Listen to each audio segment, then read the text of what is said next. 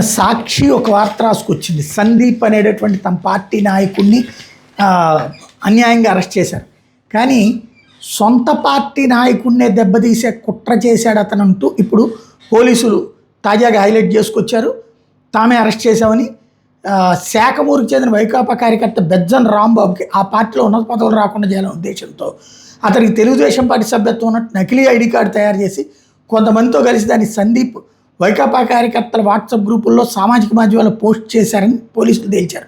దీనితోడు ఎస్ఐన్ భూముల లావాదేవీల వ్యవహారంలో రాంబాబుకు తెలియకుండా అతడి సంతకం కూడా సందీప్ ఫోర్జరీ చేశారని చెప్పారు. బాధితుడి ఫిర్యాదు మేరకు గత ఏడాది మేలో తుళ్ళూరు పోలీస్ స్టేషన్లో కేసు నమోదైందన్నారు. విచారిస్తే ఉదండరాయనపాలెనికి చెందిన సందీప్ ప్రధాన పాత్ర పోషించాడని తెలియదన్నారు.